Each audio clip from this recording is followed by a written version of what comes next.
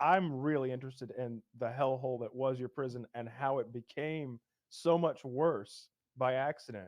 Correct me if I'm wrong here, but your bail was something like $750,000 initially, right? Initially, yeah. And your Yeah. family all got together and raised, mortgaged a home, and a relative of yours who was a retired policeman came and spoke on your behalf at a bail hearing to try to get that reduced so that potentially you could get out and get back on the street again until you await trial, I suppose. And that backfired, right? The bail was doubled to $1.5 million cash only, and I was Yep. reallocated from medium security to maximum security. Now, I'd seen the cockroaches here and there, but I got to my cell in max security at about 2 in the morning. And there's a bit of light slanting in from the day room. I notice it's only a 2-man cell. There's 2 bunks at the back of the wall. Go in, and I'm wondering why my cellmate's asleep on the top bunk. Because where I come from, people fight over the bottom bunk, thinking something's not quite right. Walking a little bit around in the cell, something drops off the ceiling and bounces off my shoulder. Like, what was that? Looking at the walls and the ceiling, there's like a swirl effect. And I'm thinking, all right, my eyes are playing tricks. So I put my face right up to the wall, and it's just absolutely covered in American cockroaches. Nothing like I'd ever seen before in my life. So I'm thinking, all right, how's he asleep up there? He's wrapped a sheet around him. So 8 at night is locked down, 10 lights out. The roaches know when the lights are about to go out. They start lining up in the cracks in the wall in this old building, doing this little movement with their antennae sticking out, like an army waiting to invade. So as soon as the lights go out, they just flood the room. Got a choice: wrap the sheet around you, look like the mummy, leave a breathing hole. It does keep them off you, but this is the Sonoran Desert. It's almost 50 degrees UK temperature, 120 US temperature in the summer. And there's a vent at the back of the cell attached to what's called a swamp cooler. The only time that air was blowing was when the county health inspector walked through the building, and as soon as he left, it went back to the broken setting. And what I mean is, we would ask the guards why it's working and just say, oh, it's broken. So wrap the sheet around me, and I've already got all these bleeding, skin infections, and bed sores from the heat. And when you wrap that sheet around you, you just start sweating so much, and you're itchy. Your skin has turned soggy because you're sweating every single day. You scratch yourself, clumps of your own skin detach under your nails. So in the end, I just throw the sheet off and let the cockroaches crawl on me. So you were just slowly decomposing every night. Yeah, rotting away. It looked like I spilt battery acid on my leg at one point. I had this just big like infection on my leg. Because I'm sat on my arse a lot, I'm getting all these bed sores on my butt. And I put a tank order in, a medical request to see this doctor, and he tells me to drop my drawers, and he's going to check my arse out. And then he just goes to grab my dick, and I pull back. I'm like, whoa, there's nothing wrong with my dick. Not yet. Whatever. Sorry. I'm just seeing if you can get hard. I'm just seeing if you can get hard. I'm just seeing if you can come. I'm just seeing if you can come. Yes. When I got back to the medical waiting room, every other prisoner said he tried to grab their dicks as well. But back to the roach story. Yeah. So sheet around you, it is way too hot and itchy. So you just throw the sheet off, let them crawl on you. Now they don't bite. They tickle your feet, tickle your legs. I woke up so many nights from tickling my hands. I flinch now if someone tickles my hands. But they get on your face, mouth, nose. The favorite place of all is going in your ears to eat your earwax. It's like honey to them. Oh. Literally, I had a little piece of towel and I washed my ear. I washed the earwax out my ear one time with this little piece of towel, and I hung it near the sink. And the cockroaches, they crawled on the little piece of towel and they were pulsing right on where the earwax was. Like, honey, this is our honey. Feed me. That's brilliant. The sacrificial towel. I had a neighbor. They knew where it came from. I had a neighbor who was asthmatic. Wakes up one morning, out of breath, grabs his inhaler, takes a blast, shoots a live cockroach inside himself. starts freaking out, saying he can feel it moving around. Oh. He froze up his stomach contents, and somehow it's stuck inside him, and it won't even come out. Even in the daytime, there were so many prisoners were doing cockroach races on the day room tables, gambling on who would be the winner. Now, over time, you've got to just harmonize with your environment. And I was living with the cockroaches in that maximum security Madison Street jail for about a year. So in the end, I'm just chilling with them, watching their habits. They communicate through these chemical smells. If you threaten them, then like these warrior ones come running under your door, like, what's up over here. Some of them have little pouches of babies. It looks like a section of a worm. And if they manage to get that under your bunk, and I would find them like attached to books and stuff, all the babies hatch and they go absolutely everywhere. Not the But they will, babies. yeah, all the little baby cockroaches, they're just all over the wall, just swirling and swirling and swirling. There was white ones. I don't know whether they were albinos or they were shedding their skin. People say they would survive a nuclear attack, and I agree. If you throw them in the toilet, they look like they're drowned. They're like this, but the little bastards are actually holding oxygen to themselves. And then I saw people just smash them and like completely flat. I'm reading my book, look over an hour later, and the fingers reformed. it's just gone on to have a nice day. So there was no concern at all. Obviously there was no concern. So the prison themselves were like, all right, it's fine for every single inmate to just live in a sea of cockroaches. And that's just the way they live. And I'm sure that also made everybody a little on edge. Sleep's not great. And so probably made it more violent, more shitty, just a circular, pattern there, right? Absolutely. The violence was nonstop. It's all racial gangs. So I'm white. I go in. Skinheads from the Aryan Brotherhood come up to me like, hey, we want a word with you. Get in that cell over there. You can't say no to these guys. They're just going to smash your head into the wall. So go into the cell. They close the door behind me so it's almost closed. Biggest one gets in my face. He's like, what are your charges? I'm new to this. My charges are on a computer printout. Legal terminology. I don't know what it means. So I give the worst answer in the world. I say, I don't know what my charges mean. Now they've got me against the wall about to attack me.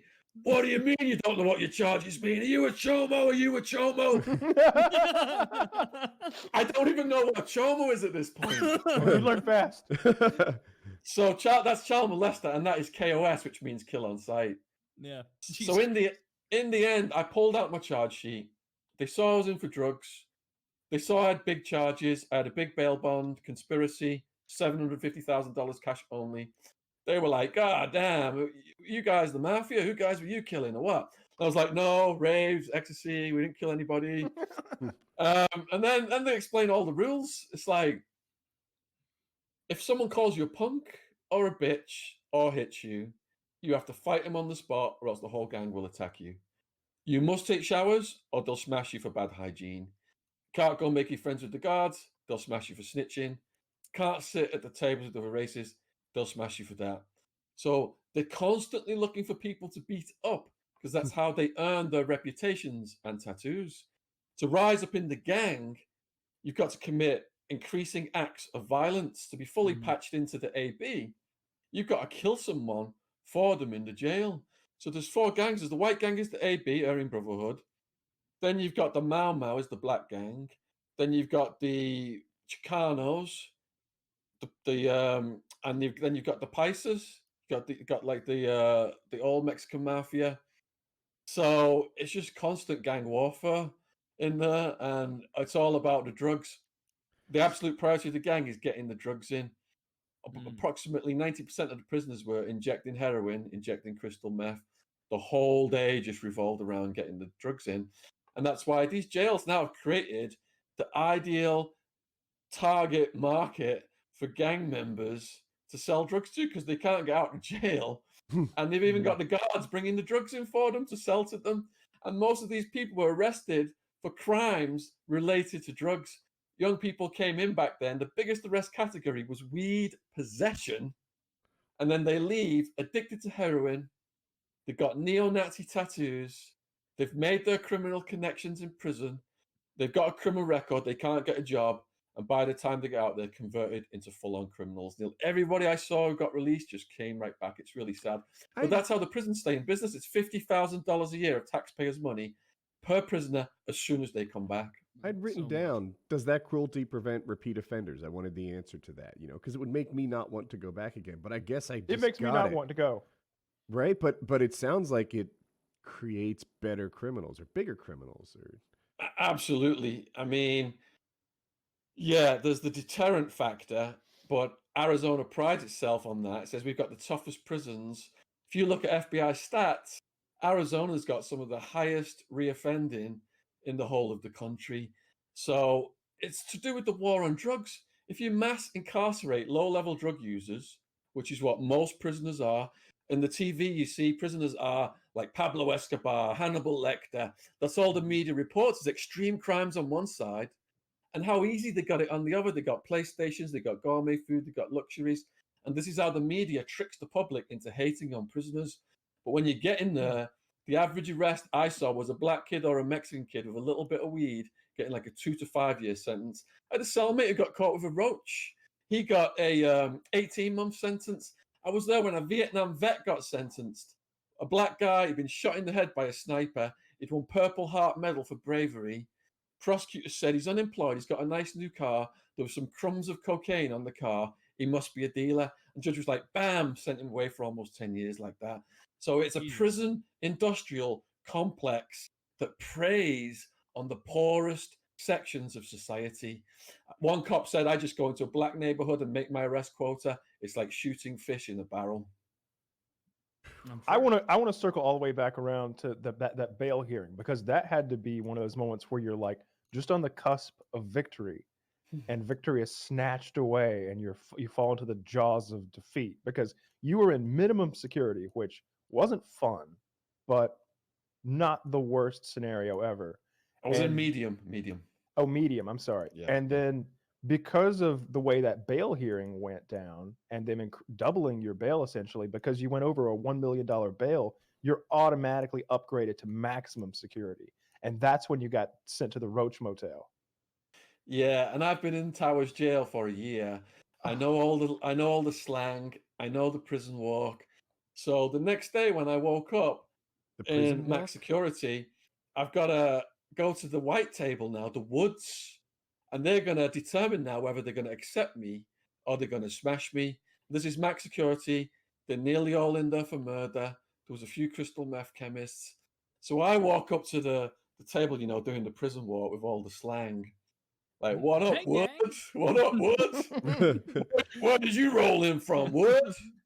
Ahoy, hoy. Towers Jail. They made my bail bond over $1 million, so I got reclassed to max. They're like, what are you in for, Wood? Ecstasy. So they're asking me all these questions, and I'm thinking, I'm fitting in with these guys. They're going to accept me. Then I go back to my room, and hours later, the head of the gang, he comes down with all of his legal paperwork, and he says, I want you to read this for me and tell you if this plea bargain they're offering me is reasonable. So they saw through my act and saw I was an educated person, and I was a resource to them. That's really funny. They could tell I knew how to read, so now I'm the professor. British guy. A third of the prisoners could not read or write. In max security, I set up a class for the Mexicans, teaching them how to write home in Spanish, because a lot of them worked out in the countryside and they couldn't read and write. Then the Aryan Brotherhood put a green light to have me smashed for helping another race. I had an independent tough guy who was my cellmate at the time, Joe, and he intervened with the gang and they allowed me to keep helping the Mexicans. Shaun, can you move your mic closer? Jesus Christ. Yeah. That sounds so. That's awful. That sounds fucking horrible. But something I want to like. So you got there, the Aryans approach you in your cell, and then kind of how does that relationship go from there? Like you said, there's no turning them down. You have to kind of play the game. Were there ever times where it was like, hey, you just earned your first swastika tattoo. Come on in. And you're like, no, actually, can I just get like, you know, they also used an eagle. Let's do a real generic eagle. You know, like, can you make it look like the Philadelphia Eagles? I saw one skinhead. He had a tattoo of Hitler on his chest. No subtlety. Zeke Heiling over a gas chamber with Jewish people dying inside the gas chamber. Yeah. Now here's what helped me out. Intricate. Here's what helped me Hey, out. Sean, can you move your mic a lot closer? Yeah. Is it going to go over the screen now? Is that okay? Oh, Oh, so that's much okay. better. Face. My God.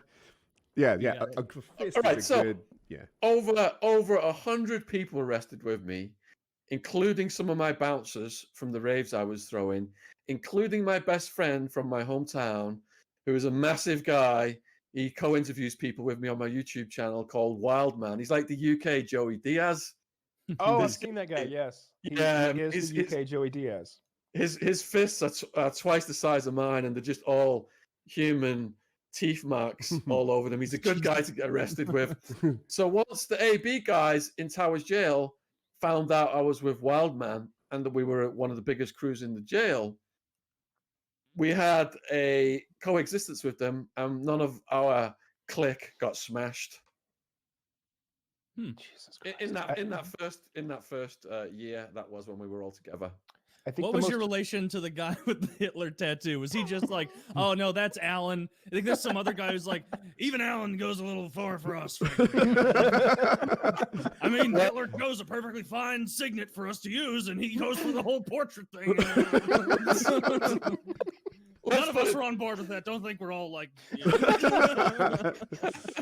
Let's put it this way: when the head of the whites got moved out of our building, and there was a white boy meeting, and we had to vote on the new head of the whites, I didn't vote for that skinhead.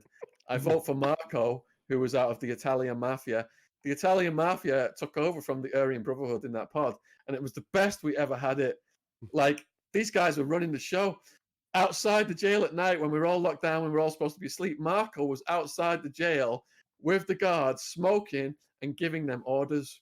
Whenever we got raided, the guard, he would find out in advance, and anything the guards took, all our bedding and everything, would get all fresh stuff from other guards, would bring it right back to us. He had a legal visit from his girlfriend. In legal visits, the guards can't watch, so his girlfriend would come in as a legal visitor and give him blowjobs in the legal visitation room. Nice. And there was like the least violence ever under Marco's rule. I wrote a whole chapter about it in Hard Time, and it was the best of the time in Towers Jail was when the Italian mafia were running the show. But the good times never last. What was the like meshing between the Italians and the Aryans? What was that like? An alliance because they're both white, or like their own interests? Like, I'm sure they had their own drug interests and stuff, right? There was an uneasy coexistence that culminated into a full-scale semi-riot at one point, and which ended up with us all getting moved. So the Italians, you know, when people have got it good like that and they're running things, other people get jealous because people have got nothing in prison. Mm-hmm. So the Woods were getting jealous of, you know, how smoothly they were running things and all the perks they were getting. And they were always scheming, and they always had the greater numbers. We had more numbers temporarily, but in the end, Marco got moved. He got sentenced. His next in line took over. He was a Golden Gloves boxer, and he had a lot of fights in a row, and he always won. And then he fought a Rule 11 inmate called Buster Beats. Now, that means a mentally ill person, Rule 11. There was this foul meal that nobody would eat called Red Death, and this guy would just put it in plastic bags and eat it all day long. And he was my cellmate briefly as well. He like took the legs off crickets and mosquitoes and beat them with little rolled up pieces of toilet paper. I didn't know where I was going. And there was some sort of a Pickle Rick type scenario, but he would just pull the legs off until it's a torso, and then he would beat them with a rolled up. Yeah, and say, "Good mosquito, you're not going to leave me now." Things like this. Oh shit!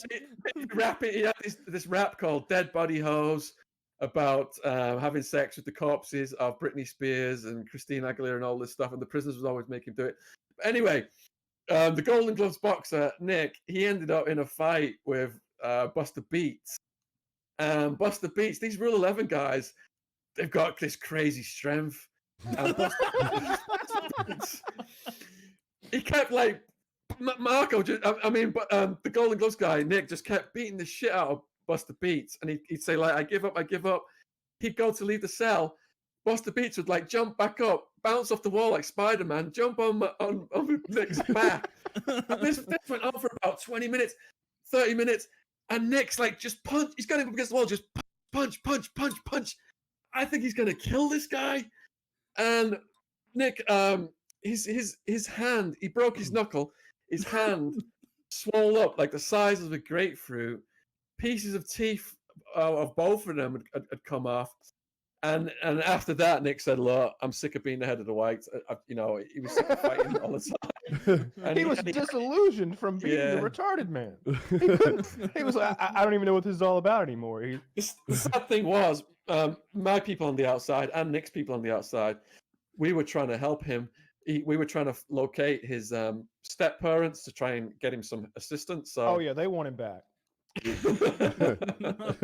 He starts a different gang, and he's like, "I know you're not a chomo, but are you a chromo?" And then they start gathering up his own Rule 11 gang. So I assume that Buster was not invited to any of the gangs. They're like, "I know you're white, Buster, but you can't." No, he was Chicano. He was Chicano. Oh, Chicano. Okay. Yeah. Oh my god, That sounds kind of funny. As awful as all of this sounds, I think the worst thing I heard you talk about, the roaches sound horrific, and like I think the roaches would severely damage my mental health over the course of days and weeks and months. But the spider situation, could you speak on that a little bit? So you would just wake up with pinpricks on your skin. It would get you in the night because it would come out looking for food. You rolled around in your sleep and you touch it. Then in the following days, the pus would start to come out and the skin would like melt away and the venom would eat into your flesh down to the bone on some occasions and cause what's called a volcano lesion. Now, we'd take these guys to the guards and the guards would always say the same thing in the early stages, at least. It's the policy of the jail not to treat insect bites. You put yourself in here, you deal with it. So this Chicano gang member who was facing like hundreds of years, he'd been in a drive-by shooting. He shot a bunch of teenagers. He was a teenager when this had happened. And one bullet had gone through a girl and come out and blew her nipple off. And it was headline news every night whether these people in critical injury were going to die because he was going to get the death penalty then. So he got bit on his back. I mean, this guy was like 300 plus pounds and he would roll around in his sleep on this little bunk. Obviously, his body would go against the wall and that's how he got the spider bite. So we're showing it to the guards every day because it's like a baseball of yellow pus plasma is like building up in his back. And the guards are like, it's the policy of the jail not to treat insect bites. You put yourself in here. It's an arachnid, sir. An arachnid. So we did try to deal with it. We got a load of guys in the day room, big guys, and we got his arms on either side and held him steady. There was a Russian guy, Bill, in the military, and he said he knew how to dress wounds. So he was our designated doctor. I was holding a roll of toilet paper, and the Russian just comes up behind him and starts massaging this wound. All this pus is running down his back, and I'm helping mop it up with the toilet paper. Now, this is going on for about 10, 20 minutes. Big guy's almost fainting, sweat dripping off his ears, his chin. He starts dragging everybody across the day room. We need more guys to hold him. People were jumping on. When all of the pus was finally out, what we did for him was what the Russian said was the best thing to stop the bacteria. Put salt on the wound to stop the bacteria. A little lemon juice, maybe. Now, when I got moved over to Max Security, I started a little competition called Sufferer of the Week. Whoever had it the worst, the prisoners who had commissary would put in like a Snickers bar or some peanut butter. And whoever had it worst that week would win. So there was one guy, he got bitten on his thumb by the spider. So every day he's showing it to the guards, and the guards are like, tough shit, you got nothing coming. And in the beginning, it was just the pus coming out. It was red.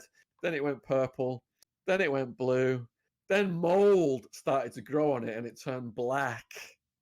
And they finally took him to see a doctor, and they had to cut it off before it like impacted his whole body. And of course, we awarded him Sufferer of the Week, and he says it was worth losing his thumb for just to get the extra food. Jeez. But he got So a you had, Snickers like, a bar, nice so little, it was kind of a you know, win. Yeah. Yeah. Yeah. Could someone help me like- unwrap it though, for real? Yeah, it's kind of like maximum security prison meets free parking from Monopoly. Like you get a little That's bit of benefit. yeah, that's You the play brown. system. That's the brown recluse spider that does that, and I've never seen one. I think that's kind of part of their mo is that you don't see them very often. They're very small spiders. The worst story I heard is about the guy who sat on a toilet seat and there was one under the rim and it bit him on the head of his dick, and his dick rotted off because he was embarrassed to go to a doctor and say, "Look at my penis, it's been bitten by something." He just thought, it'll get better. But those bites really don't get better. They get much, much worse before they yeah. get any better. I tell the doctor immediately, Well, Every these- time you get bit in the penis. every single time. These stories so far are mild compared to my dick, balls, and gang rape and beheading stories. Yes, and I've got all that written down. So all that written down to address. So like you mentioned it and we moved past it real quickly, but I was curious. So you said, and it was on one of your videos, the like, what do you do if some powerful guy, the Hitler, portrait guy, green lights you to get your shit pushed in and beat the fuck up? If that gets greenlit, is there any way to go to that guy and be like, "Hey, I'm so sorry, let me give you some Snickers," or is it like, no, once that's okayed, you're fucked. He can't go back on it or he'll look weak or complacent? Like, how's that pan out? Prison rape is so common, there's a rape class now that you have to attend under PREA, Prison Rape Elimination Act. Yep. It's mandatory. A rape class. What did yeah, you to learn teach anything? Are you- you better at raping now than before?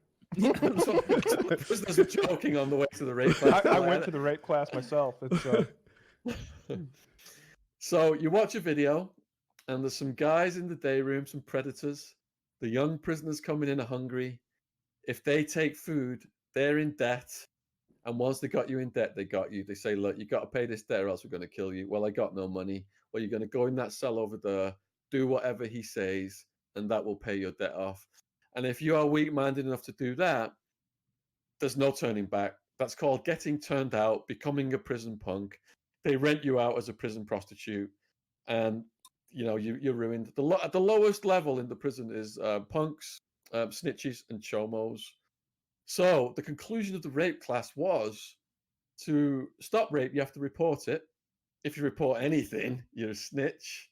So after we went to the rape class, a young mentally ill prisoner was gang raped, and nobody reported a single thing. oh no! Like he gets Yeah. raped in the rape class. after the class. Right yeah, after, yeah. Oh, So wait. that was just like an FU to the guards.